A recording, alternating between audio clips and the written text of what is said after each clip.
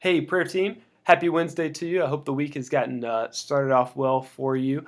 I want to do something a little bit different with the prayer email this week. So I want to put it in a video format because I have some info to share with you as well as a challenge that is coming your way.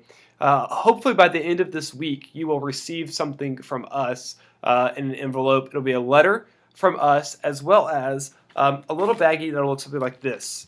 And this is a bag of dirt.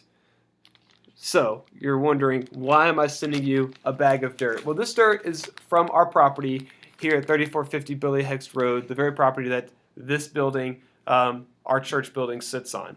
And while this is just a bag of dirt, I think that's a lot more, and I want to explain. In 2 Kings chapter 5, there's a story of a man named Naaman. He's not just any man. In fact, he's a pretty powerful man. He's the commander of the Syrian army. But beyond that, he's a man who suffers from leprosy. Now, he spent probably the majority of his adult life seeking out a treatment for this disease, and he hasn't been able to find it. Yet he still holds his position of authority because he was really liked by the king. He hears of a prophet in Israel named Elisha who has been able to heal people in the past. And so Naaman wants to go to Israel and see if this prophet can heal him. He requests permission from his king, and the king grants it and sends him on his way. Naaman arrives to Israel, and he actually finds Elisha, and he sits down with him or in some manner, and he approaches Elisha and asks for healing. And Elisha tells him that he can be healed if he would go to the Jordan River and bathe 7 times. Naaman wasn't too pleased with that. He was expecting something a little bit more extravagant, something more miraculous. And he definitely did not want to go to the Jordan River to bathe because the Jordan River wasn't a very clean river to bathe in. But after some persuasion from some friends, he goes to the river, dips 7 times, and he finds healing. And just ending right there, you have an awesome story. An incredible story of how God can grant victory over the brokenness of this world through a miraculous way of just bathing 7 times in a river. There's nothing special about the water that healed Naaman. It was all about God. It was all about a spiritual encounter in the land of Israel. But the story continues, and that's where I want you to focus for a moment. In 2 Kings 5, verse 17, Naaman makes a really interesting request. He asks for as much soil, as much dirt, as 2 mules could carry. He doesn't want anything else to take home with him except for some dirt. Now, dirt could be found anywhere. It could have been found on the side of the road on his way back to Syria. I mean, it could have been dug up from his own backyard in Syria. But Naaman wanted this dirt, dirt from Israel. Why? Because it's where he experienced God. That dirt was his reminder of what happened to him, the healing that he had found that was given to him by God. It was a spiritual encounter, an unexplainable event, and he never wanted to forget that moment, that experience, the healing that he found.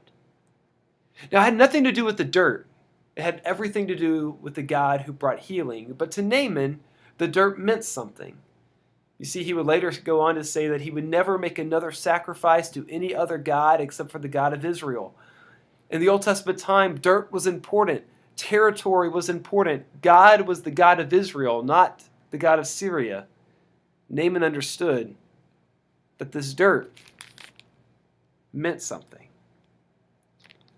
I think that today, this dirt means something.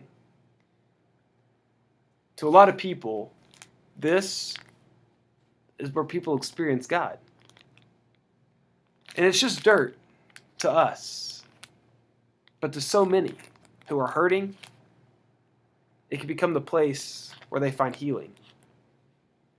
This place, this physical property in Odessa, Texas, can become the place that people are healed. So I'm going to ask you this week, whenever you receive your little bag of dirt, to open it up.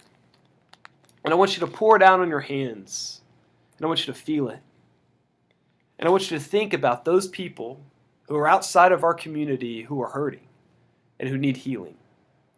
Knowing that it's not this place that could save people, and it's not this place in which God resides, but that there is something about this place, about this community, that encourages that encourages healing, that encourages freedom.